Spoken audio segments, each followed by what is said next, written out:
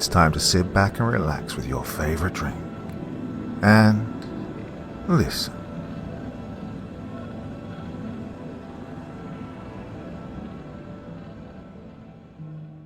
Some cases begin with lies. Others begin with fear. This one began in the wet, neon-stained lights of New Orleans, with a woman who thought her husband was cheating, but feared something far worse. Private investigators Asher and Reine Tran were used to broken marriages, hidden secrets, and the kind of truth people pay to keep buried. But the deeper they dug, the stranger it got. Whispers of shadows moving overhead, bodies turning up wrong, and a presence tied to an old legend that should never have crossed oceans. They followed the trail expecting betrayal, but they found something hungry instead. Our investigation into a cheating spouse took an unexpectedly dark turn. By page turner 627. Part 1. It's a crisp Thursday morning, the kind that hints at the edge of summer with just enough warmth to make you forget about the winter past. Our private investigation office, a modest second-floor space above a bustling cafe on Magazine Street in New Orleans, is alive with the usual morning chaos. My wife Rainer and I are in the midst of showing Abby, our new secretary, the ins and outs of our, let's call it, unique filing system. Abby, a young woman with bright blue eyes and an infectious enthusiasm for detective work, nods vigorously, taking notes on her pad. So you see, I start, holding up a file. Each case has its own color code. Red for ongoing cases, blue for solved, and green for, well, let's just call it active investigations. Abby nods, her eyes scanning the rainbow of folders on the desk. And the glitter stickers? She asks, pointing to a file adorned with sparkling unicorns. I glance at Rainer, who's trying to hide her smirk behind a cup of coffee. That's, Rainer's system. You'll have to ask her about that. Rainer leans over, her voice laced with mock seriousness. Well, the glitter is crucial, Abby. It represents the mystery of the case. The more glitter, the deeper the intrigue. Abby looks between us, a flicker of confusion passing through her eyes before she catches on to our jest. Got it. Glitter equals mystery. I'll remember that. Oh, and remember, Rainer says, pointing to a large, overly complex calendar on the wall. If someone asks for an urgent meeting and the calendar looks full, just tell them we're consulting on a case in Baton Rouge. It buys us some time. Abby nods vigorously, taking notes on her pad. Got it. Baton Rouge. And if they ask for details? I glance at Rainer with a mischievous grin. Well, then say we're undercover. It's a matter of national security. They rarely ask after that. Just as we're wrapping up our impromptu tutorial with Abby, there's a sudden, sharp knock at the door, cutting through the relaxed atmosphere of the morning like a knife. I stride over and pull it open to reveal a woman in her early 40s, her poise teetering on the edge of despair. She introduces herself in a voice that carries a weight far beyond her years. Hello, Detectives Asher and Reine Tran. I'm Astrid Everly. I believe I have an appointment for a consultation. I nod, remembering a conversation over the phone last week, though the specifics elude me. Of course, Mrs. Everly. Please come in. Abby, could you put up the Everly file on the desktop, please? Should be under E. Before Abby can even turn on the computer, Astrid interjects. Well, there's no need for that. I'm here because I suspect my husband, Zane, of infidelity. Her voice falters for a moment, the facade of calmness cracking. Rainer sets her coffee down with a soft clink, her expression shifting into one of professional empathy. We understand how difficult this must be for you, Mrs. Everly, she says gently. I motion for Astrid to take a seat. You've come to the right place. I begin. We handle matters discreetly and efficiently. Cheating spouse investigations might not be glamorous, but they're the bread and butter of our business. And in our experience, the truth, however painful, is what our clients need most. As I gesture towards the worn but comfortable chairs, Raina busies herself with the small coffee maker in the corner of our office. Cream and sugar, Mrs. Everly? Reine calls out. Astrid nods, a grateful smile briefly crossing her face. Just cream, thank you. Her composure, momentarily lifted by the gesture, seems to falter as the gravity of her situation resettles around her. I sit across from Astrid, my posture open, inviting her to share her story. Abby, sensing the shift in atmosphere, quietly retreats to her desk, giving us space. Mrs. Everly, can you tell us why you suspect your husband might be unfaithful? I ask, my tone gentle yet earnest, signaling that this is a safe place for her to vent her concerns. Astrid exhales a shaky breath, her dark brown eyes glistening with unshed tears as she starts to unravel the thread of her story. It's the little things, really, she begins, her voice a whisper of despair. Zane has always been a loving husband and father, but lately he's been distant. He comes home late, if he comes home at all, and when he does, it's like his mind is elsewhere. She pauses, collecting her thoughts before continuing. And then there's his phone. It used to be just another gadget, but now it's like an extension of himself. He guards it jealously, never leaves it unattended. And if I so much as glance in his direction, he snaps at me, saying I'm invading his privacy. Astrid's hands clench tighter, the knuckles widening. But what really convinced me was the perfume, she adds, a note of betrayal creeping into her voice. I found a scarf in his car, one that definitely wasn't mine. It was drenched in a perfume I've never worn, a scent that now seems to linger on him constantly. The room falls silent, the weight of her pain palpable in the air. Reine hands Astrid her coffee with cream, offering a small, comforting smile.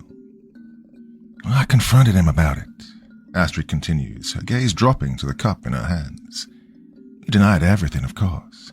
Said the scarf must belong to a co-worker he didn't even write to, and that the perfume was probably from a client he'd met with. He said I was being... Her voice breaks, a lone tear escaping down her cheek. He said I was being a paranoid bitch. Reine and I are both shocked at Astrid's raw emotion, the harshness of the words used against her clearly wounding deep. I reach for a box of tissues, sliding it across the desk towards her, while Reine's comforting hand finds its way to Astrid's shoulder, a silent gesture of support in this moment of vulnerability. Well, there's no excuse for anyone to speak to you like that, I say firmly, my distaste made clear. Astrid accepts the tissue, dabbing at her eyes, a shaky breath indicating her struggle to maintain composure. We've been married for 15 years, she whispers, her voice gaining a semblance of strength. We have 2 beautiful children. I just can't believe it's come to this. Reine leans forward. Mrs. Everly, you're doing the right thing by seeking the truth. No matter how painful it may be, knowing will give you the power to make informed decisions about your future. There's, something else. She hesitates as if weighing the risk of sharing more. It might sound odd, but there have been occurrences, things I can't explain. At night I felt a presence, something unsettling, watching over us. The mention of a presence catches both Reine and me off guard. It's a departure from the infidelity case we thought we were dealing with, hinting at something deeper, perhaps even darker. You mean like a stalker? I asked. Astrid nods, unable to produce the words. Stalking is a very serious matter, Reine says, the detective in her surfacing with a palpable intensity. Are you sure about what you felt? Have there been any signs, any tangible evidence of someone physically stalking you and your family? Astrid looks uncertain for a moment, then nods, her resolve firming. At first I thought it was stress, but then... She pauses, her hands trembling as she fishes her phone out of her purse. A few nights ago, she starts. The kids were at my sister's. Zane was out as usual. She navigates through her phone with deliberate taps, opening in an app connected to her home security system. I installed a ring cam last month, just to feel a bit safer, you know. With a few more swipes, she turns the phone towards us, displaying a video captured by her ring cam. The footage is grainy, typical of night mode recordings, What it reveals sends a chill down my spine. It shows Astrid's front porch bathed in an eerie glow of the security light. Then, without warning, something darts across the screen, a blur of motion too rapid to decipher. It's there and gone in the blink of an eye, leaving behind an unsettling after-image that seems to hover in the night air. The motion is too swift, too large for any common animal, and there's an odd, almost deliberate evasion in the way it avoids the light, slipping into the shadows with an ease that suggests intelligence, or perhaps something more sinister. I thought it was just a stray animal at first, Astrid says. Her fingers shake slightly as she swipes to the next item on her phone. Found this the next morning, she said, handing the phone over to us to see. The image that greets us is deeply unsettling. A tangled mess of what appears to be intestines and long, straight black hair, left in a sickening pile on her doorstep.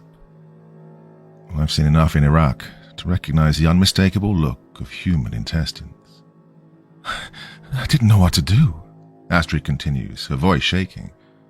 Of course Zane dismissed it, said it was just something the cat dragged in. Astrid's face is pale. I'd hoped it was some sick joke, maybe kids playing a twisted prank, but... Her voice trails off. My kids, she whispers, her voice fraught with fear. What if whatever did this comes back? What if they're not safe? Reine and I exchange a glance, both of us understanding the gravity of the situation. This isn't just a case of potential infidelity or even stalking. We're potentially looking at something far more dangerous. This is the kind of case we live for. We'll take your case, Mrs. Everly, I say, my tone conveying not just our acceptance but our commitment to seeing this through. We'll do everything in our power to get to the bottom of this, Reine says, echoing my resolve. Astrid's shoulders seem to drop ever so slightly at our words. It's clear she's been carrying this weight alone for too long. Thank you, detectives, she murmurs, her gratitude palpable. The sun is already high in the sky when we begin preparing to set up additional security measures around Astrid Everly's house.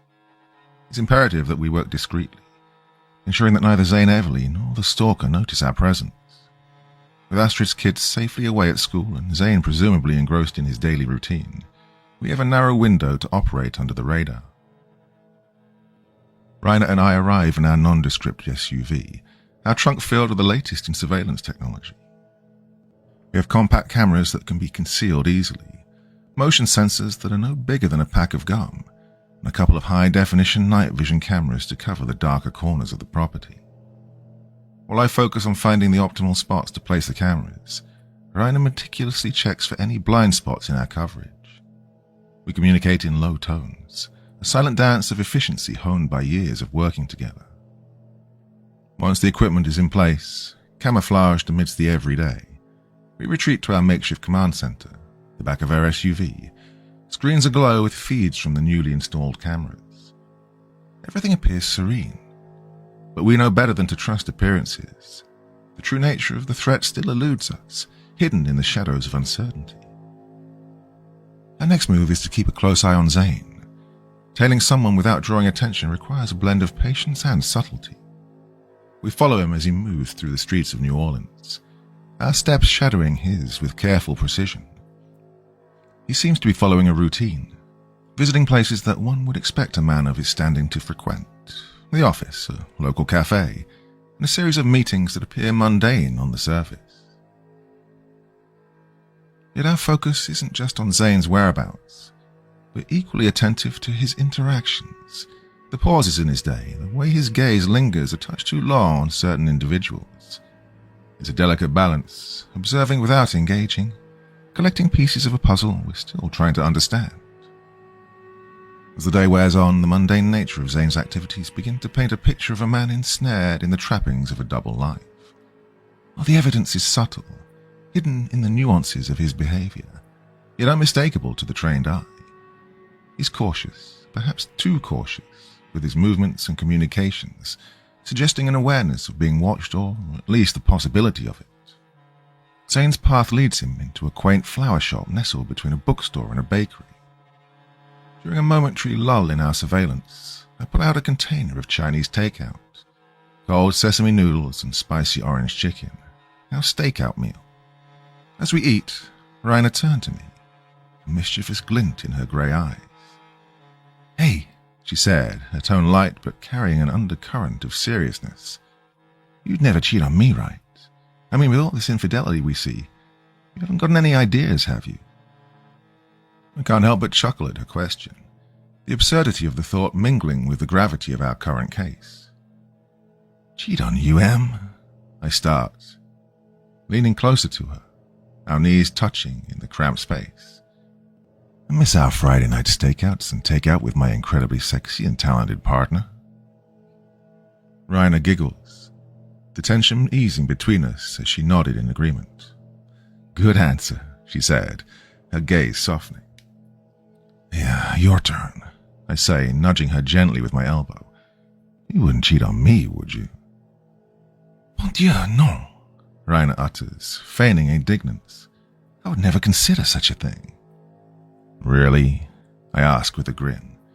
"Not even if Brad Pitt decided he was in need of a private eye with your extensive expertise?" "Well," she drawls, the corner of her mouth ticking upward in a smirk. "If we're bringing Brad Pitt into the fantasy, I suppose I'd have to at least consider the consultation fee." "Well, as long as it's just a consultation," I quip, winking at her. "I guess I can live with that. But just so we're clear, if Scarlett Johansson comes knocking, I expect the same courtesy from you." "Do you expect us to work that case together?" she says, her voice dripping with innuendo. "Two heads are better than one, right?"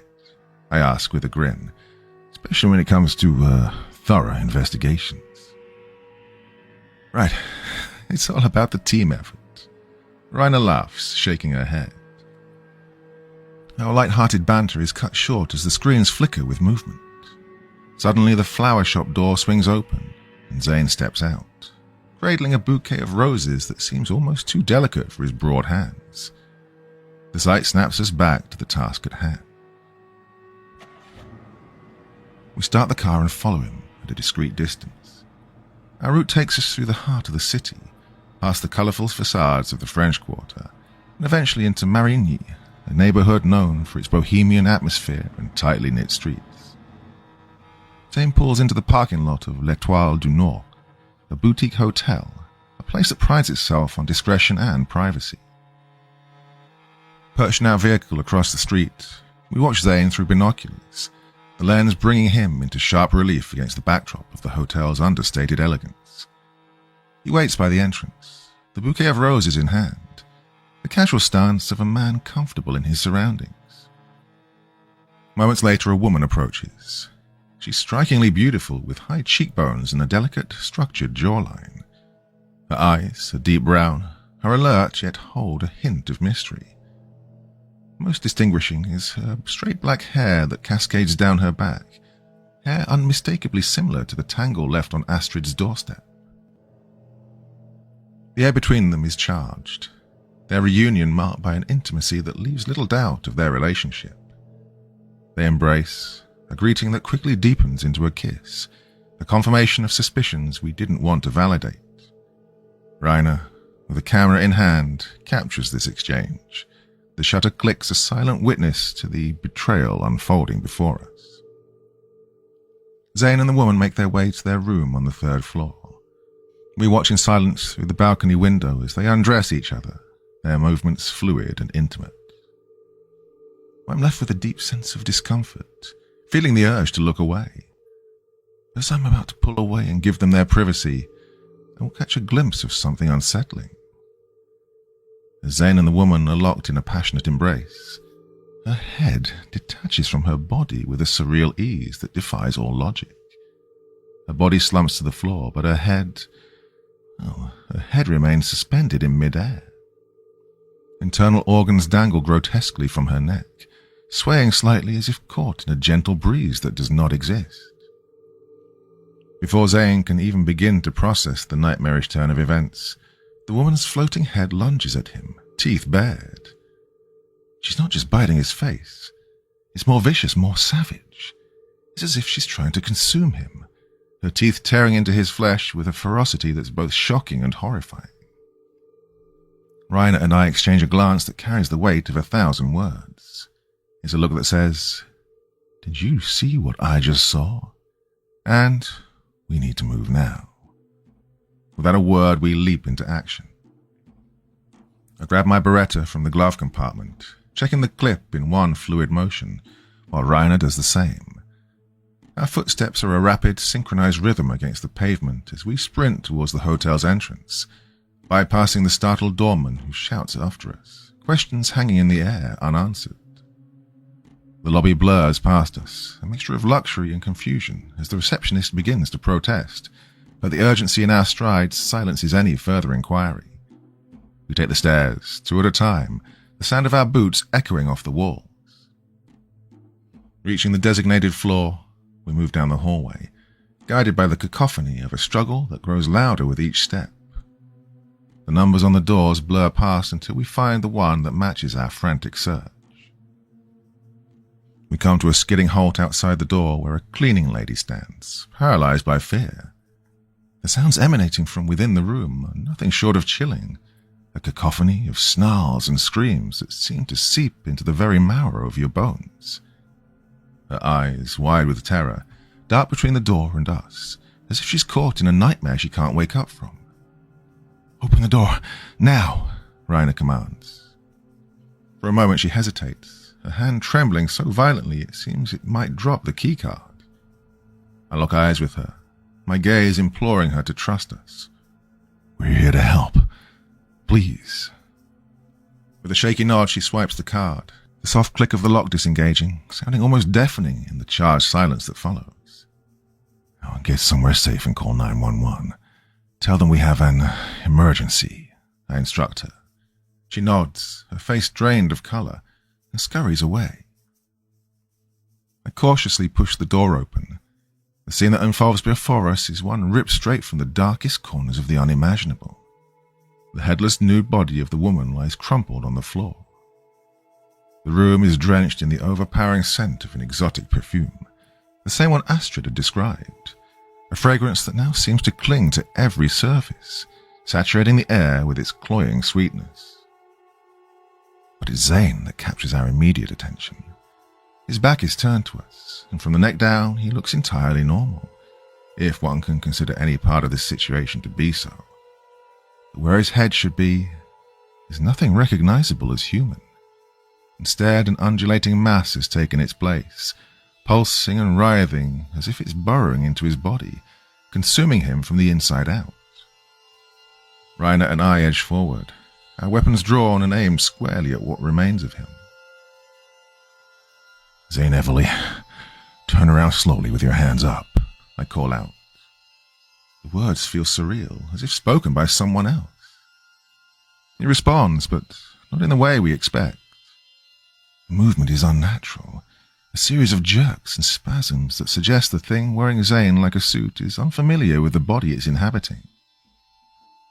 The parasitic mass where his head once was pulsates with a sickening rhythm, tendrils flailing, seeking as if searching for a new host to infect. Eyes, if they can be called that, shimmer with a malevolent intelligence. "Jesus Christ," Reine mutters under her breath. My stomach turns, the scene defying logic and sanity. But it's not just the horror of Zane's condition that heightens the tension. It's the realization that the body of the woman, the one we'd just seen, is not where it should be. The room, though chaotic, lacks her presence. "Reine, where's the—" My question cut short as a cold grip tightens around my waist. I whirl around, my heart pounding, to face the headless, nude body of the woman. Her grip is ironclad, her strength unnatural.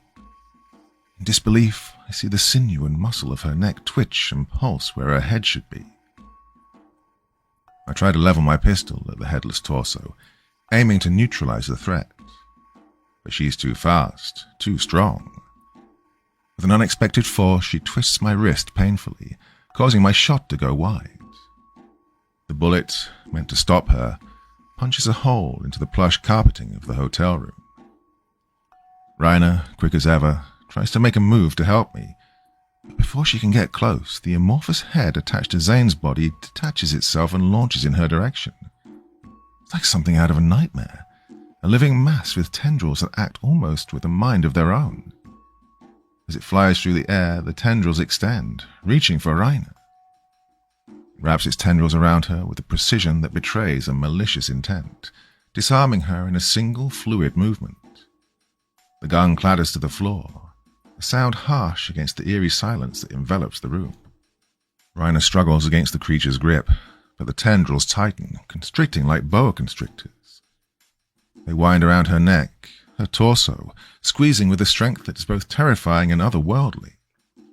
Reine's face contorts with pain, her eyes meeting mine, a silent plea for help written in her gaze. "Reine," I shout, desperation lacing my voice. My partner, my wife, the person I've faced countless dangers with, is now inches away from death by this unimaginable foe. I yell at the creature, "Let her go." For a fleeting second, the tension in the room ripples with the uncertainty of the thing's response. Then, in a voice that's eerily calm and chillingly clear despite its formless source, the creature responds, "Stay out of my way. I won't warn you again." And then, abruptly, the entity's grip loosens around Reine and drops her. Reine gasps for air, her face flushed from the constriction. As the headless woman releases her vice-like grip on my forearm, I rush towards Reine as she stumbles back into my arms. I catch her, my relief palpable, and we both regain our footing, keeping wary eyes on the creature.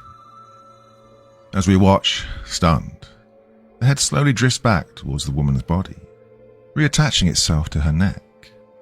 The seams where flesh meets flesh knit together in a spectacle that's both horrifying and mesmerizing. Within moments, the transformation is complete, and the woman stands before us, her appearance as flawless and composed as when Zane first greeted her outside the hotel.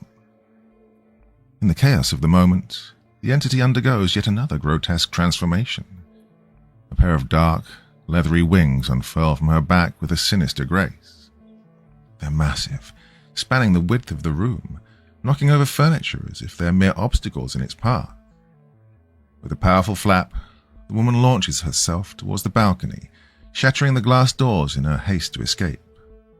The night air rushes in, mixing with the stench of decay and the iron tang of blood, creating a maelstrom of senses that leaves us momentarily disoriented.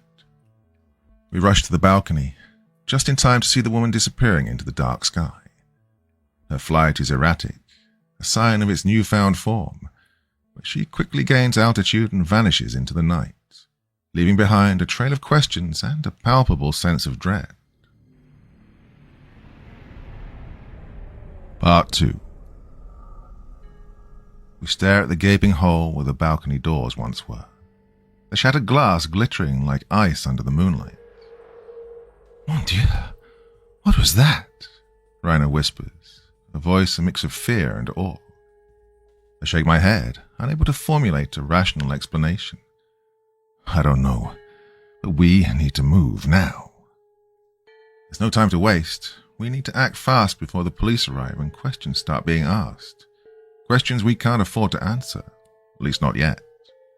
First, Reine slips on gloves and wipes down every surface we'd touched, erasing our fingerprints from the glossy expanse of the door handle, the jagged edges of the broken glass, and the sleek metal of the railing. As Reine does that, I focus on retrieving the casing and the bullet lodged in the floorboard. Using a pair of pliers, I carefully extract the still warm, deformed slugs. Next, we gather every shred of forensic evidence we can, working with the precision of surgeons. Every second counts, and as we hear the distant wail of police sirens drawing nearer, the urgency ratchets up. We collect the fragments of what was left behind by the creature, using tweezers to place each macabre piece into small, sealable bags.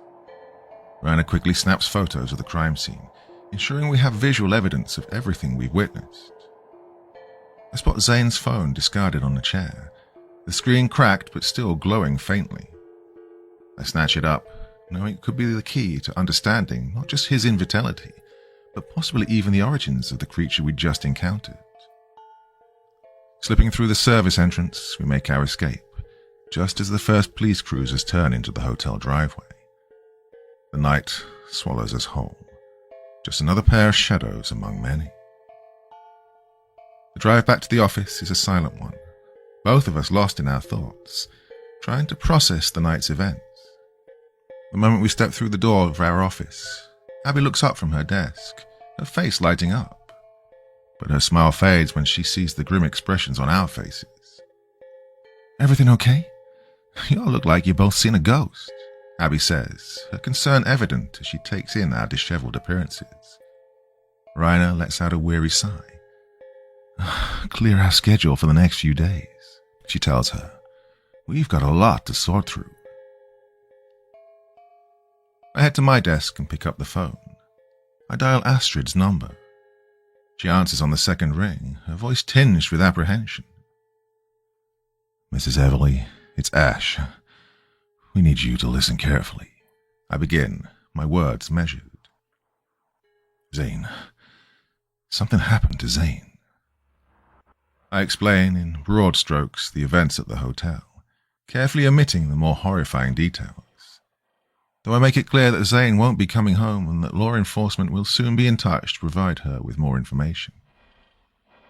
Astrid's reaction comes as a mixture of shock and a strange, resigned calmness. The line is silent for a moment after I finish speaking. The only sound is her steady breathing. "I don't know what to say. Is he..." Her voice trails off, unable to finish the question. "He's gone.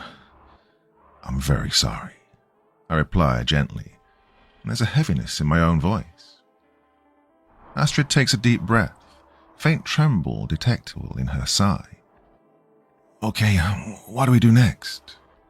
"Well, first things first, Mrs. Everly," I say, leaning back in my chair, my eyes tracing the grain of the wood on my desk as I gather my thoughts. "We're going to make sure you and the kids are safe. I recommend staying with someone you trust for the next few days. Someplace you'll feel secure. We'll handle everything from our end." I can hear the hesitation in her voice. "But what about you? What will you do?" "We're working on gathering as much evidence as we can, piecing together what happened," I assure her. "We're going to do everything we can to get to the bottom of this." Her breath hitches slightly, and I can almost see her nodding on the other end of the line. "Okay, Detective Tran. I trust you. Please, just find out what happened. Oh, and stay safe." After the call with Astrid, we dive into the investigation's next phase. The key, we hope, lies with Zane's phone. Cracked screen and all, it's potentially a window into the motives and means behind the horror we witnessed. The first hurdle, though, is gaining access to the device. With Zane's status, asking him for the passcode or facial recognition is a non-starter for obvious reasons. And that leaves us with the fingerprint sensor. It's a long shot, but it's all we have. We've lifted prints before, mostly from scenes less grisly than this, but the principle remains the same. With a bit of forensic delicacy, we managed to lift a clear thumbprint from the back of the phone. Zane's, no doubt, considering the placement and the repeated pattern of smudges. Using a technique that's equal parts art and science, we transfer the print onto a thin layer of silicone. It's a bit of a MacGyver move, but desperation breeds innovation. Holding our breath, we press the silicone against the sensor. There's a tense moment, a heartbeat where nothing seems to happen. Then the phone unlocks, granting us access. The phone's home screen greets us. A clutter of apps and notifications that hint at the double life Zane Everly had been living. As we sift through his messages and call logs, we stumble upon a series of texts between Zane and a woman named Chantrea. The exchanges are a damning chronicle of their affair, sprinkled with explicit photos that leave nothing to the imagination. The intimacy and frequency of their communication suggest this wasn't just a fleeting encounter, it was an ongoing, sordid affair. Their text suggests meetings that were carefully planned and executed with a level of secrecy you'd expect from someone with a lot to lose. They mention a rendezvous at a place called Serenity Touch, a massage parlor that, based on the reviews on Google Maps, offered services far beyond the typical spa menu. Delving deeper into the exchanges between Zane and Chantrelle, we begin to notice a pattern of coded language peppered throughout their conversations. Phrases like extended session and private therapy recur, suggesting that their meetings involve more illicit activities. It became clear that Chantrelle was likely a sex worker at Serenity Touch, the massage parlor doubling as a front for a brothel. Chantrelle's messages to Zane were laced with a mix of professional detachment and genuine emotion. It was evident that she'd developed feelings for him beyond their transactional relationship. She frequently inquired about his day, his thoughts, and more pointedly, his family. Zane, for his part, navigated these questions with a calculated vagueness, showing just enough to keep her engaged, but always stopping short of revealing too much. Among the flurry of texts, one conversation in particular catches our eye, a discussion that paints a clear picture of Zane's reckless pursuit of thrill at the expense of others' feelings. In this exchange, Zane suggests introducing another worker from the parlor, Soria, into their liaisons. His message is cavalier, treating the proposition as nothing more than a novel adventure to spice up their encounters. However, Chantrelle's response is anything but enthusiastic. She reacts with a mix of hurt and indignation to a ménage à trois. She accuses Zane of diminishing what they had. Her threat to end their relationship over this is clear and unmistakable, leaving no room for misunderstanding. The revelation of this discord adds another layer to the already complex narrative. Zane, in an attempt to mend fences and perhaps soothe his guilt, resorts to a classic, albeit cliched gesture, a bouquet of roses. His subsequent visit to the quaint flower shop, as captured by our surveillance, now takes on a new significance. It was an attempt at reconciliation, a plea for forgiveness wrapped in the delicate petals of flowers. The key to unraveling this tangled web, we decide, is Soria. She's the missing link, a potential treasure trove of information on Chantrelle, and possibly even insights into the otherworldly horror we'd encountered. But how do you approach a sex worker in a brothel-fronting massage parlor without alerting the entire operation, or worse, scaring her off? Badges and warrants weren't in our toolkit. We needed finesse, subtlety, and a bit of creativity.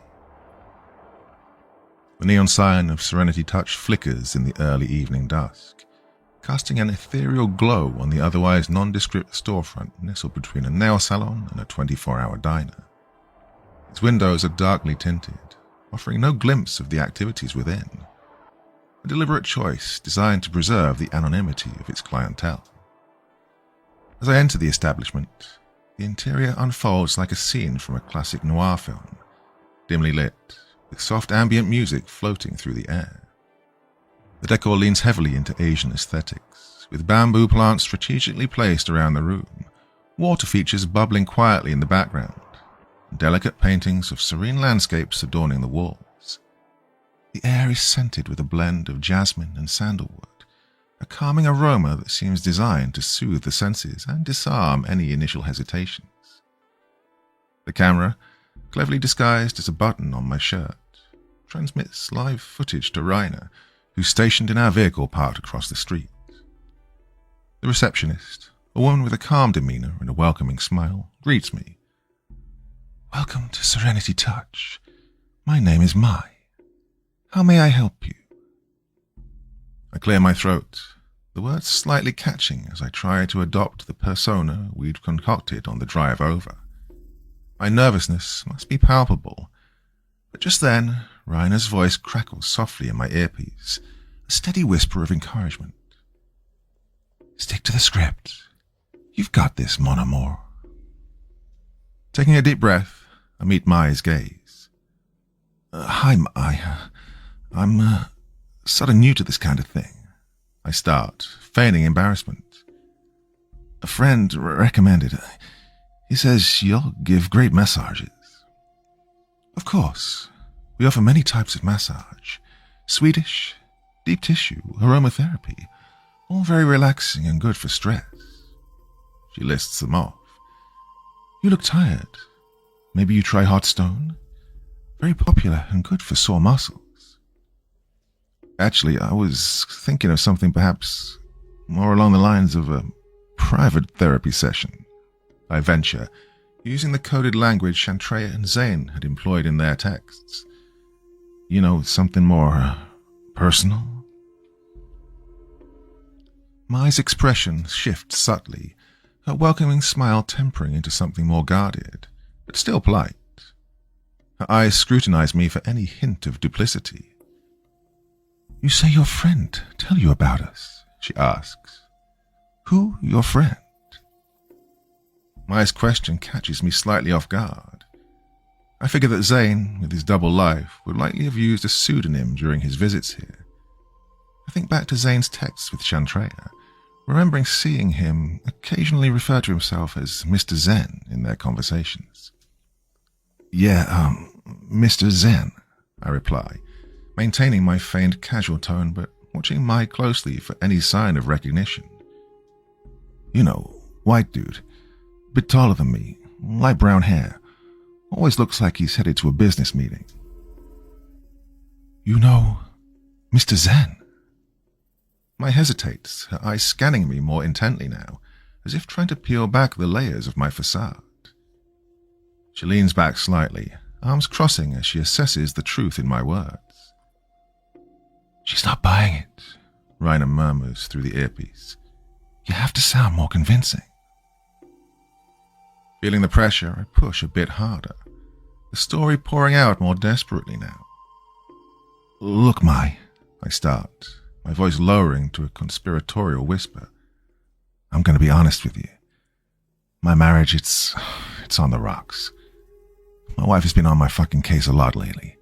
To make matters worse, we haven't been connected, intimately, for months. I'm just looking for something to feel again, to bring back some spark. Mai looks at me, her face showing a hint of curiosity. Oh, I see. You have big stress, huh?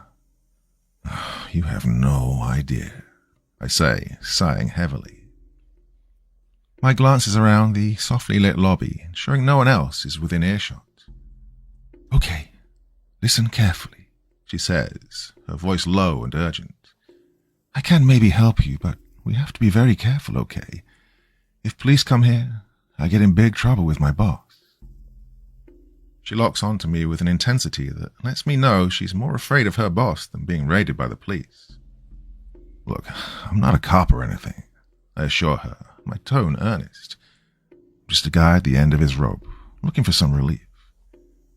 Okay, I understand. Mai relents.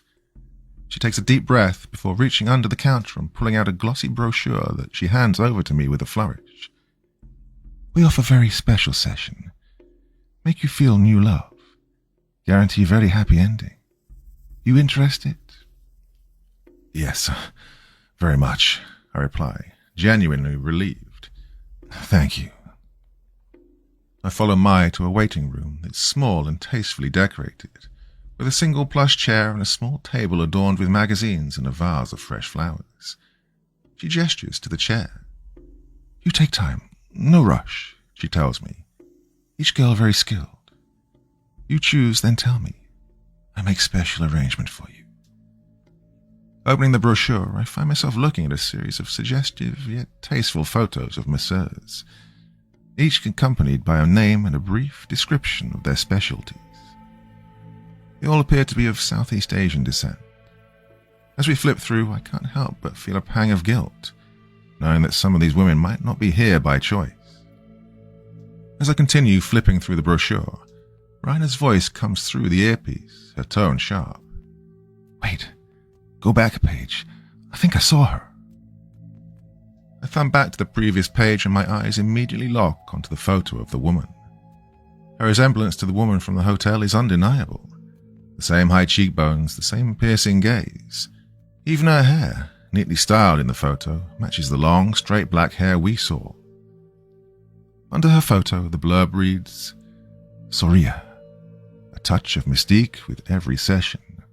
Trained in the ancient tantric arts, she will guide you to new realms of relaxation. Mai leads me down a narrow, dimly lit corridor that twists and turns more than I'd expected, passing several closed doors where the muffled sounds of clients having sex can be heard. Finally, we stop at a door that's slightly ajar. Mai pushes it open, revealing a small room lit by soft, golden light that casts long shadows across the sparse furnishings. The room is dominated by a large massage bed, draped in crisp white linens and surrounded by candles that emit a soothing lavender scent. The air is warmer here, heavy with the scent of essential oils that mingle with the faint aroma of incense. Mai gestures towards the massage bed with a small bow of her head. "You undress, please. Soria, she join you soon, okay? You relax first." As I nod in understanding, Mai pulls a thick curtain across the doorway, enhancing the room's privacy before she exits. The sound of her footsteps fade quickly, leaving behind a silence that feels both serene and charged with anticipation. After a short wait that felt longer due to the anticipation, the door curtain rustles slightly and Soria enters the room. Her presence commands immediate attention. She wears a silk robe that clings delicately to her form, leaving very little to the imagination, a sheer flowing garment that accentuates her slender figure. "Hey, handsome," she greets me, her eyes scanning over me. "My name's Soria. What's your name?" I give her one of the aliases I often use in these situations. "Hi, Soria. My name's Sunny. It's nice to meet you." "Sunny, why are your clothes still on?"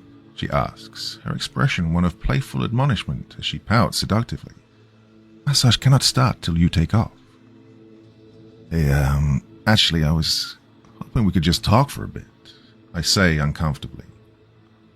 She tilts her head slightly, a look of confusion briefly crossing her face before her professional smile returns. "Talk? Okay, we can talk later, but first you shower. Make you feel more relaxed yet?" Soria's hand is gentle yet firm as she takes my arm, guiding me towards a glass-enclosed shower at the corner of the room. "Oh, you're very tense," she observes, her fingers pressing expertly along my shoulders. "I help you relax first, then we talk." She's graceful, almost cat-like as she leads me by the arm toward the shower area at the back of the room. Her touch is gentle yet firm, a professional maneuver designed to ease clients into relaxation. Her hands move to the buttons of my shirt, intending to help me undress. I gently grasp her wrists, stopping her. "I'd really prefer it if we could just start with a chat," I insist, trying to keep the situation under control. "You look strong, like athlete maybe. You work out, yes?" She taps my arm slightly, her touch light and teasing. "Very big muscle, not just fat, good." I chuckle awkwardly, not used to being the focus of such comments. "Thanks, yeah, I try to keep fit." "Keeping fit good for stress," she nods. Soria's gaze lingers on me, her eyes sparkling flirtation. "You so handsome. Your wife, she crazy not to see what she have. Why she make you so sad?"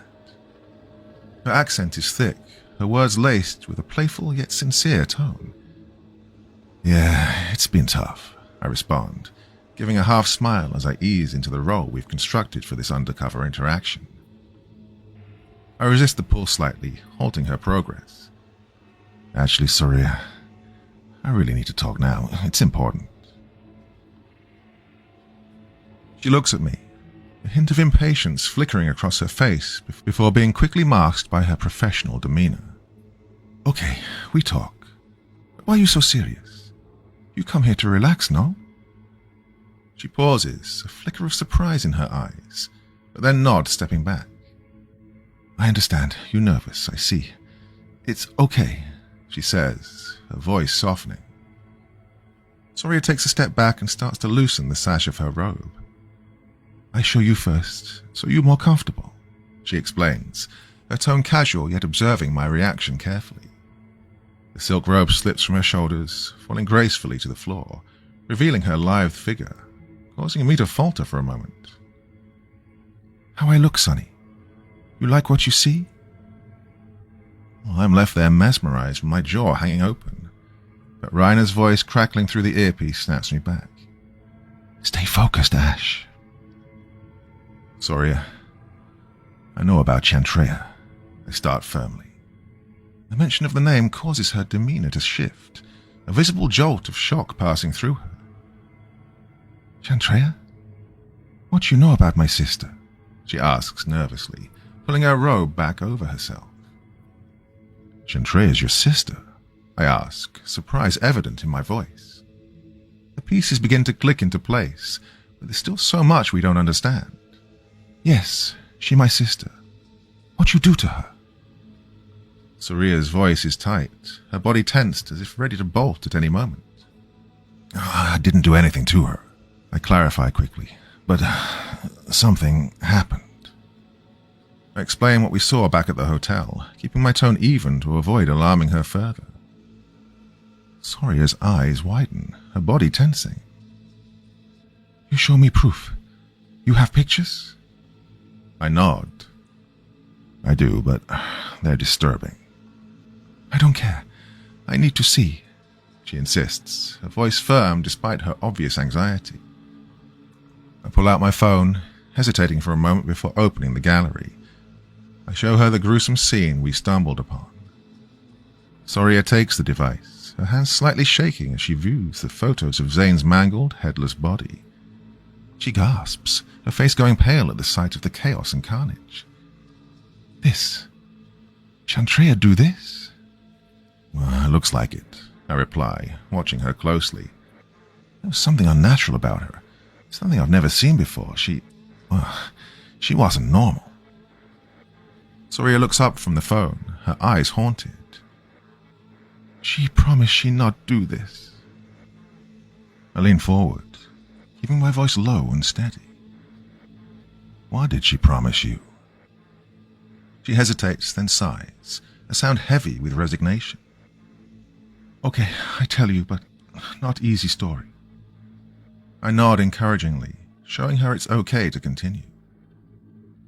We from poor village in Cambodia. Soria starts, her eyes downcast. Life very hard there. Our dad's sick, need medicine, but medicine too expensive. Then one day men come. They say they have work for us in America. Say we make good money, send home for family. Her voice falters, and it's clear the memories are painful. Our mom, she not want us to go. She's scared. But we need money for our dad. We think we do right thing. What happened when you arrived in America? I prompt gently. Not like they say. They lie to us. They take us to place, lock us in room with many other girls. Beat us. Words come out in a rush, her face flushed with the shame of recounting the ordeal. They sell us, sell first time to high bidder, after force us in sex work. The story's all too familiar, a tragic narrative of exploitation that I've heard in different versions too many times. Soria wipes a tear from her cheek. It's hard, but we try to make better life here. Chantrea, she always strong one. She says she make them pay for what they do to us. I nod, my expression solemn as I urge Soria to continue, recognizing the courage it takes to reveal such personal pain. Her eyes darken with a fear. She don't tell me how. I think she just say to make me feel better, but then I find out. What did you find out? I ask, encouraging her to disclose more. One night I wake up, hear noise from next room. I look, see Chantrea with candles, strange symbols on floor. She chant, not sound like herself. Soria's hands clench as he recalls the memory. What did she tell you she was doing? I press gently, trying to piece together the events leading to the horror at the hotel. Soria nods, her eyes wide. She say she do dark magic from old village legend. She say she won't become something strong enough to take revenge. She won't become Kam Hoeng Slab. Kam Hoeng Slab? I query, struggling with the unfamiliar term. Soria struggles for a moment, trying to find the right words in English. She looks frustrated, and then grabs my phone, quickly types something on it. I take the phone back and see that she's entered Cam Hoang Slap into Google Translate. The translation pops up as Winged Wrath. Winged Wrath, I read aloud, trying to grasp the significance. Is that what she wanted to become? Soria nods again, her eyes filled with fear. Yes, she believed only way to be strong enough to fight back, to protect us. I scared, I ask her to stop. I make her promise to stop. I pause, taking it all in. Well, this was no ordinary case of trafficking or revenge. It was something far darker and more complex. Look, I need you to trust me, I tell Soria, keeping my tone gentle. I just want to help you and Chantrea. Soria bites her lip, her eyes darting around the dimly lit room, fear evident in her gaze. I can't. I don't let you hurt her. Her voice cracks, the strain of loyalty and fear mixing palpably in the air. I just want to make sure no one else gets hurt, including Chantrea. Anything you tell us will be used to help her, not harm her, I assure her, hoping to ease her worries. What do you want to know? She asks. I need to know where she might go next. Who's she targeting? Soria hesitates. My sister, she say she find the big boss, the one who make us come here. She pauses, her voice barely a whisper now. She think to make him pay hardest, make him example. The big boss, I probe, my mind racing with the implications. You know who he is? She nods reluctantly, her eyes darting towards the door as if expecting it to burst open at any moment. His name? Jimmy Inthavong. She say he worst one. Jimmy Inthavong, I repeat, recognizing the name immediately. He's the head of the Blue Lotus, a mid-tier criminal organization that's been on the radar for everything from illegal gambling rings to murders for hire. On the streets, he's known as the Shrike, because, much like the bird, he has a penchant for impaling those who cross him on sharp objects as a warning to others. Do you know where she might find him? Soria shakes her head, her fingers twisting a strand of her hair nervously. No exact. But she talk about a place, a warehouse, where they keep us when we first come. A warehouse could mean any number of locations in the city. Do you know where this warehouse is? I ask, hoping for a lead. Soria shrugs. Somewhere north end of city, near river. No sure. I only go there one time. Too many bad memories. Oh, thank you, Soria. This has been very helpful, I tell her. Her eyes meet mine. You really try to help us? Not just catch Chantrea? Yes, I want to help both of you. I'll handle your sister's situation carefully. I don't want to hurt her. We just want to stop her before things get worse, I reassure her, hoping to ease the burden she's been carrying. She nods, giving a small, uncertain smile. Okay, I trust you. Help Chantrea, please. No want her become monster. I will, I say, feeling the weight of that promise. Reine and I spend the next hours piecing together the clues Soria provided, cross-referencing everything from old case files to city planning records. We work well into the night, our office bathed in the soft glow of computer screens and the occasional flicker of streetlights from the window. We start by pulling up all known addresses connected to Jimmy Inthavong and the Blue Lotus. We sift through heaps of digital breadcrumbs, ranging from property records to anonymous tips that had come in over the years. Each piece adds to the mosaic of the Shrike's operations, but fails to pinpoint the current location.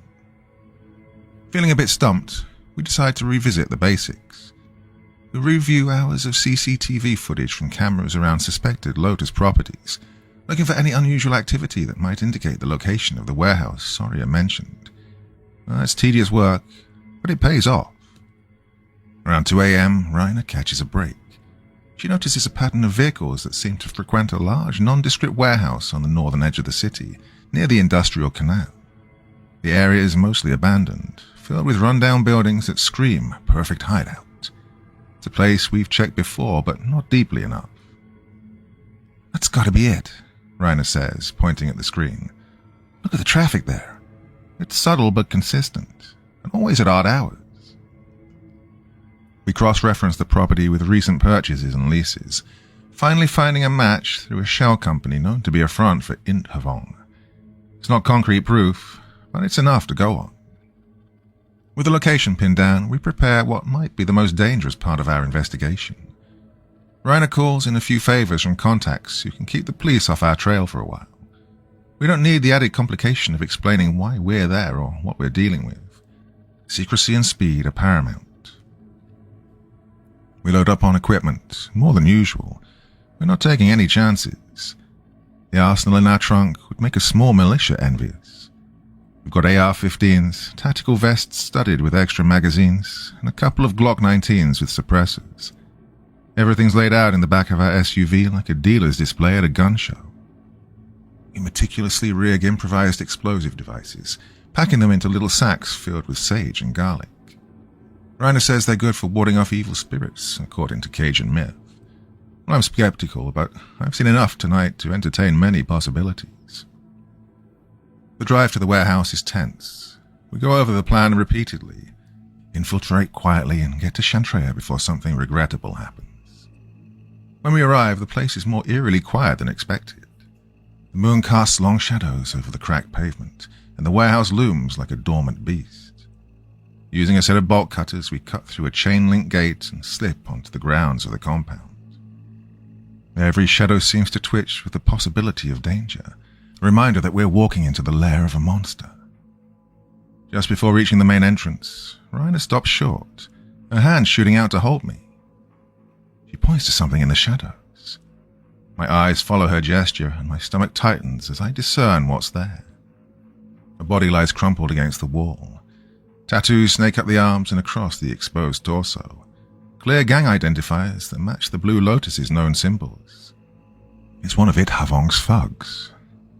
I approach slowly, my flashlight cutting a beam through the darkness to reveal the man's neck ending in a bloody stump.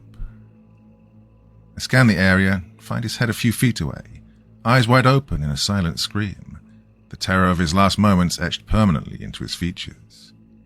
More bodies appear as we advance, each more gruesome than the last, heads, limbs, and other parts scattered haphazardly. We press on, guided by body parts like a macabre trail of breadcrumbs. The ground beneath our feet crunches with the occasional bone fragment as we move towards the warehouse, its large doors torn off their hinges. As we close in on the warehouse, the atmosphere is punctuated by the sound of screams and sporadic gunfire. Inside, the air is thick with the smell of gunpowder, and ground is streaked in blood. As we cautiously step through the threshold, the interior unfolds into a scene from a nightmare. Chantrea, fully transformed, moves through the shadows with a terrifying grace. Her form is grotesque and magnificent, a malevolent blend of her human self and something far darker. Long leathery wings protrude from her back, and her limbs have elongated, ending in talons that rend through flesh and bone with ease. Her eyes glow with a feral, otherworldly light. Int Havong's men lie scattered in disarray, some still twitching in their final moments.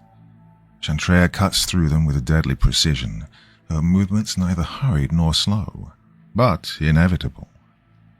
Their screams are interrupted by the wet sounds of tearing flesh and Chantrea's haunting wails. At the far end of the warehouse, cowering behind a makeshift barricade of crates and barrels, is the Shrike. The gang leader's usual composure has dissolved into panic. He shouts orders that go unheeded, his men too scattered and frightened to mount any effective defense. We're powerless to do anything except find shelter behind an overturned table and bear witness to the unfolding carnage. As Chantrea advances towards him, Int Havong pulls out his Desert Eagle, his hands shaking as he fires desperately. The bullets cut through the air, but Chantrea dodges them effortlessly. She weaves through the air, her wings beating with a heavy, ominous thud that resonates through the property. As the last of his pistol rounds click empty, Shrike's false bravado crumbles into raw desperation. "Wait, please, look. Got $250,000 in that safe right there," he pleads, his voice breaking as he points frantically towards a heavy iron safe in the corner. "It's all yours, girl. Just let me go, all right?" Chantrea pauses for a moment, her head tilting slightly, as if amused by Intavong's pathetic attempt at bargaining for his life. There's a mocking glint in her glowing eyes, and the faintest hint of a smile curls the corner of her mouth. It's a sinister, unsettling gesture that chills the air between them. With a swift, horrifying grace, she lunges forward, her arms wrapping around Intavong in a grotesque embrace. The sickening sound of tearing flesh and snapping bones echoes through my ears. Shrike's body torn in half, right down the center, his body splitting with sickening ease as if made of clay rather than bone and sinew. Blood spatters in an arc, painting a gruesome picture on the concrete floor. As Chantrea's rage finds its terrifying crescendo, she tosses the two halves of his body in opposite directions with the indifference of a capricious child discarding a broken toy. The right half flies through the air, trailing a ribbon of entrails and blood, before slamming into a large shelving unit near us. The impact is thunderous, reverberating through the vast warehouse. It sends the heavy shelving teetering dangerously. We barely have time to react. The shelving unit, overloaded with crates and metal tools, groans ominously, threatening to collapse. Reine grabs my arm, pulling me back just as the structure gives way, crashing down where we were crouched moments ago. Dust and debris fill the air, the crash masking our frantic movements as we scramble for new cover. Our sudden, desperate dash does not go unnoticed. The disturbance catches Chantrea's attention, her head swiveling towards us with unnerving speed. As the dust settles, we found ourselves barely a dozen yards from her, our position dangerously exposed. Chantrea's eyes, glowing fiercely in the dim warehouse light, fixate on us with a predatory intensity. Realizing the futility of standing our ground, I grab Reine's hand, squeezing it tightly. "Run!" I shout.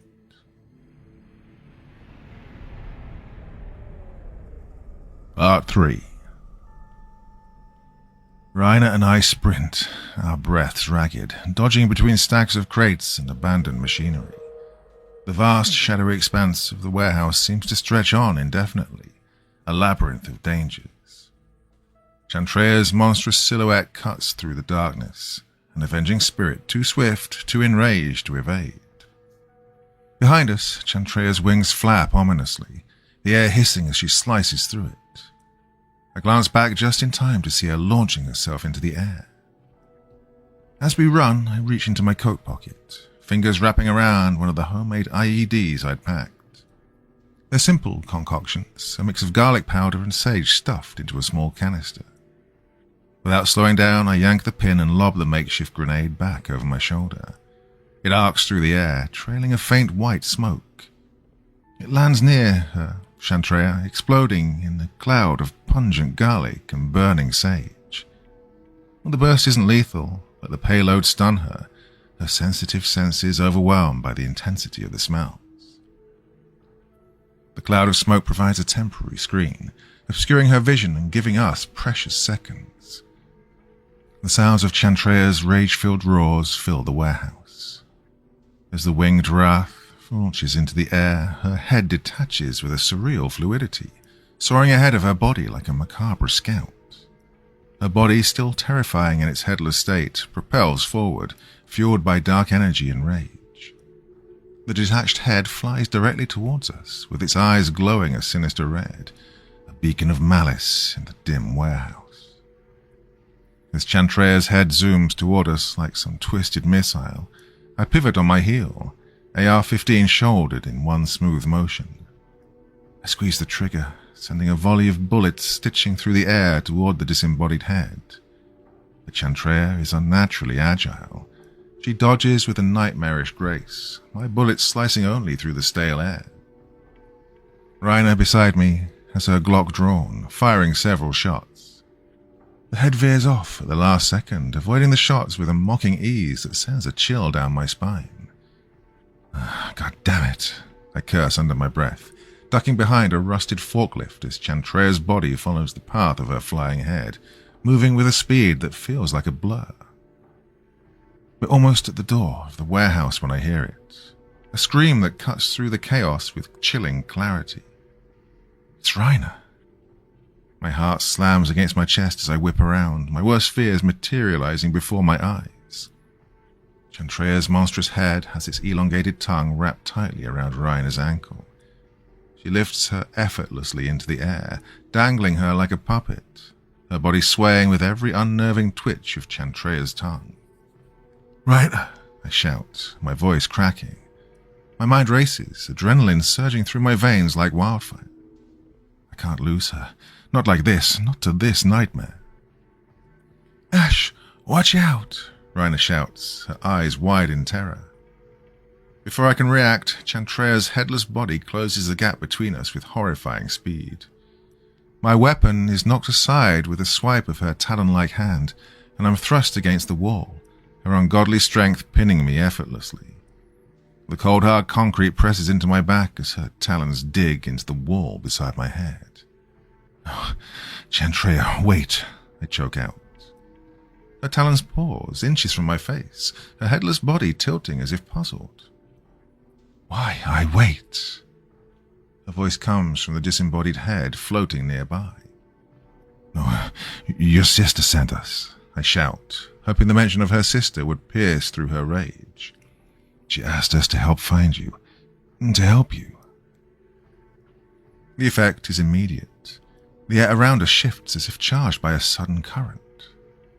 Chantrea's body stiffens and her head, floating eerily beside her, regards me with a newfound wariness. "Soraya sent you?" Her distorted voice carries a clear note of surprise. "Yes, Soraya," I confirm, my breath heaving. "She's worried about you." Chantrea's head floats closer, her eyes glowing less fiercely now, examine me with an intensity that feels like it could peel back my soul.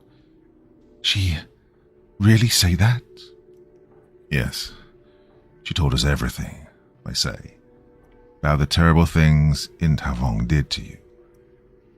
She told us about the rituals you performed. She loves you, Chantrea. She doesn't want to lose you." "I have to do," she declares. "They hurt us, hurt many girls."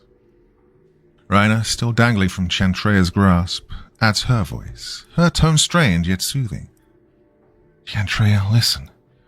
We're not here to stop you from making those fuckers pay. We're here to make sure you don't lose yourself in the process." Chantrea's head floats there, the glow in her eyes softening, the supernatural aura around her wavering as if caught in a dilemma. The talons near my face retract slightly, loosening their grip on the wall. Her headless body turns slightly too, the posture less aggressive now. "Why, I trust you." Her voice, disembodied and echoing, sounds less menacing, more curious. "Well, you can trust us because we understand the pain and the betrayal you've been through. We work to protect people, to help them," I explain, trying to bridge the gap of distrust. "You cops?" she asks, her voice a bizarre blend of ethereal and guttural sounds. "No, we're private investigators," I explain, my tone calm and direct. "Astrid Everly hired us. She was worried about her husband, Zane." I carefully watch her, trying to gauge her reaction. I can tell she's taken aback by this revelation. "I no want hurt him. Not really. Just scare him," she explains. "Feel bad for wife, kids." Chantrea's talons withdraw completely from the wall, letting me slide to the ground. She gently sets Reine down, who rushes over to me, her hands immediately checking for injuries. Her head, still detached, moves with a purposeful glide through the air, swooping down to where Jimmy Intavong had pointed out the safe. With surprising gentleness, her head picks up the heavy metal box as if it weighs nothing, floating back to where her body stands near us, dropping it at her feet. With a deft maneuver, the head reattaches itself to her neck, the seams knitting together seamlessly as though they were never parted. Chantrea stands upright, her posture regal and terrifying as her talons curl around the edges of the safe. In one swift, fluid motion, she tears the door off its hinges, revealing stacks of crisp $100 bills piled neatly inside. She looks down at the exposed wealth. "This blood money," she states flatly. "They sell our bodies, our lives for this. I do things, dark things." She gestures to the carnage around us. Reine, who's recovering from her ordeal, steadies herself and steps forward. "Chantrea, it's not too late to change the path you're on," she says gently. "You can still make things right, in other ways. Don't let this darkness consume you completely." "Sorry, she no can see me like this too much." Chantrea's eyes meet with mine, and in them I see a plea for understanding, a deep sorrow for roads taken and those forever closed off. "You take share," she instructs, nodding toward the safe. "Split rest. Give my sister and give Mrs. Everly. They deserve better than what life gives." Looking at the money, I feel a chill despite the sticky heat of the warehouse. The weight of Chantrea's gaze, those glowing eyes, makes it clear that her request is more of a command, one that I'm in no position to refuse, not with the power she wields. Reine and I glance at each other, a silent agreement passing between us. We'll make sure it gets to them," I finally say, my voice steady but my mind racing. Chantrea nods, her eyes shifting away, as if looking back on the havoc she wrought is too much even for her. "Good. This. Right thing to do." Her voice cracks slightly, the edges frayed. "Where will you go?" Reine asks, her voice soft, careful. Chantrea looks toward the gaping warehouse doors, to the dark beyond. "Somewhere far. Hide. Heal, maybe. Not come back." She turns back to us, a shadow of regret passing over her features. "Tell Soria, I sorry. Tell her be strong. Better life here for her." "We will," I promise, my heart heavy. "And Chantrea, take care of yourself." She gives a short, curt nod and then, with those powerful dark wings, thrusts herself up into the air and through the door of the warehouse. The breeze from her departure flutters through the space, sending loose papers and debris swirling in her wake. And then she's gone, disappearing into the night sky, leaving us alone with the silence and the dead. Reine and I work quickly to gather the money from the safe. Once the money is secured in our sturdy duffel bag, we move on to the more grim task of wiping down a crime scene for the second time that night. By the time we're done, the eastern sky is beginning to lighten, the first hints of dawn casting a pale blue over the city. We're tired, emotionally and physically. As we drive back to our office, the city of New Orleans is waking up. The streets are still mostly empty, the quiet of the early morning hanging over the French Quarter like a delicate veil. We don't speak much. There's a mutual understanding that what we've experienced tonight is too vast, too raw to be distilled into words just yet. Back at the office, Abby greets us with a puzzled look, taking in our weary faces and the dirt and grime that coat our clothes. "Rough night?" she asks, concerned. "Yeah, something like that," Reine replies, managing a tired smile. "We'll fill you in later," I add. We assure her everything is handled, then retreat to our private office to decompress. Reine sits across from me, her fingers drumming on the desk. "What are we going to tell Astrid? About her husband and the money?" "We tell her the truth about Zane. As for the money..." I pause, weighing the words. "We tell her it's a restitution of sorts. Doesn't replace her husband, but it's something to help her rebuild." "And Soria?" Reine asks, her gaze steady. "We set her up with her share. Make sure she's safe and can start anew." I lean back, feeling the exhaustion of the night washing over me. Reine nods, her hand reaching across the desk to squeeze mine.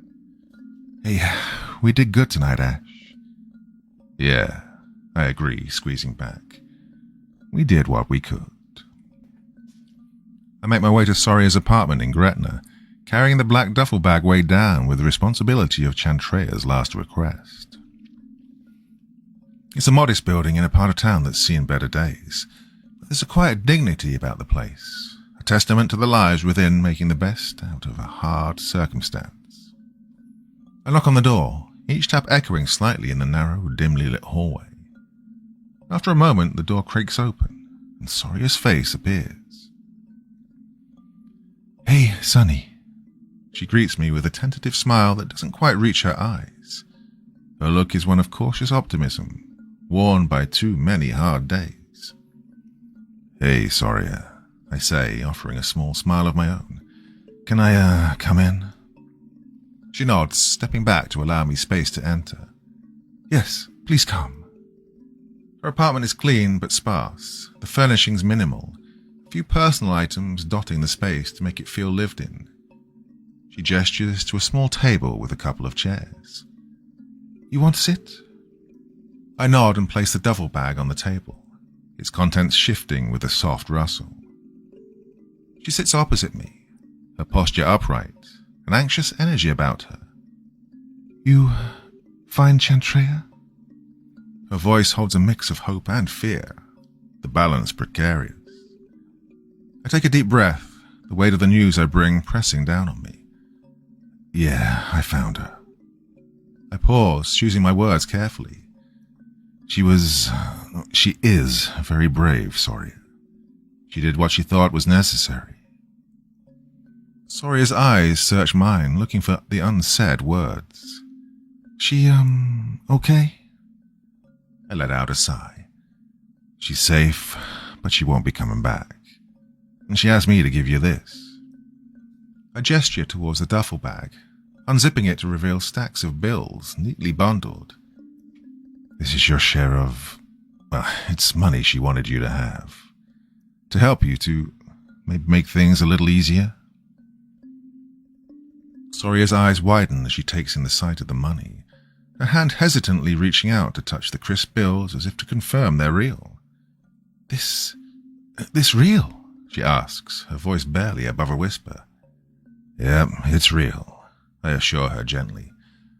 "Don't worry about where it came from. We've taken care of everything. It's laundered, clean money." Soria pulls her hand back, her eyes still locked on the money. "But why she do this? Why not come see me?" Her voice breaks a little with emotion, the struggle between gratitude and loss evident in her tone. She wanted to," I reply, trying to provide comfort. "But she's changed.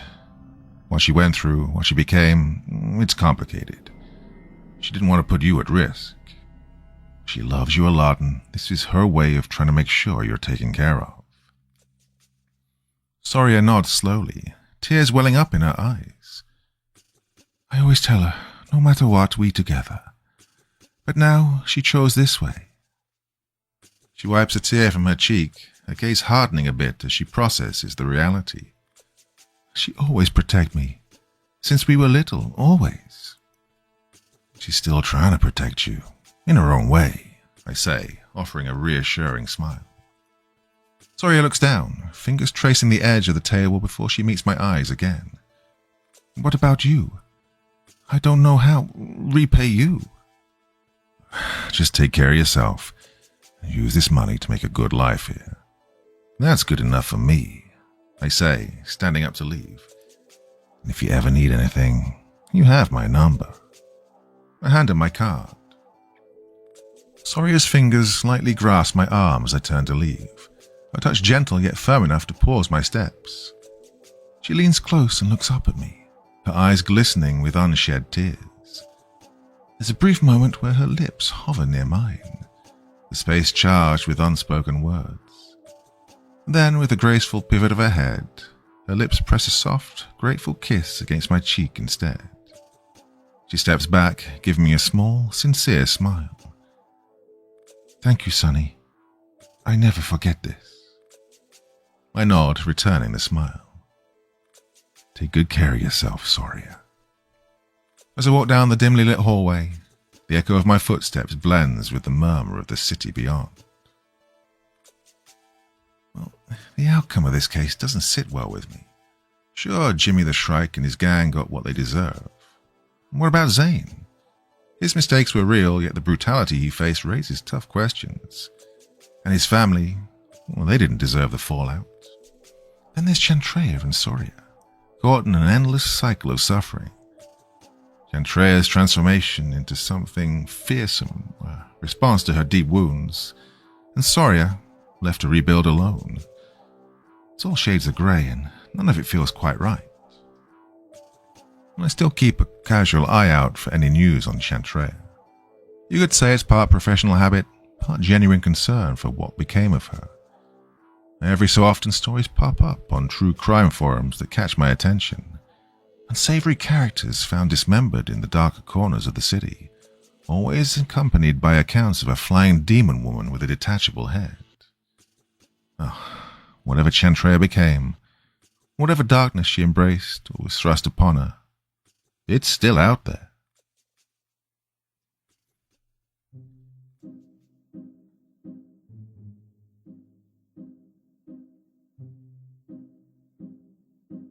Okay, my dear friends, the end talk tonight is going to be a little bit short because I just recorded that all in one session, and brain not work so well, I have to tell you. It's pretty tough doing about an hour and a half of recording in one session. So yeah, I'm already starting to waffle on, but thank you for listening to that one. I really enjoyed it. Nice story, almost a happy ending, I guess. As good an outcome as we could have hoped for the characters. Anyway, so yeah. Thoughts, feelings, anything else you want to say in the comment section below the video, and as ever I will do my best to join in the conversation. Well, I missed out last night, but here I am on a Tuesday, probably back tomorrow night with something else new. Life goes on.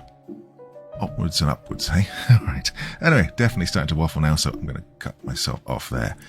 Thank you again for listening, my dear friends, and as ever, very, very sweet dreams, and bye-bye.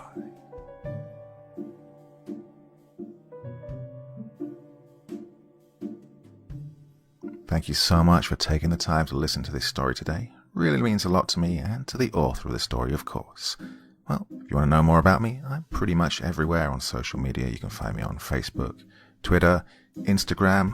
You can download my music on SoundCloud. I've got a Patreon if you feel like. Throw me $1 or $2. Very much appreciated. And of course, on Reddit, I have a place where you can leave stories if you want me to read one that you've written. Well, hoping to see you all again very soon. Till then, sweet dreams. Bye-bye.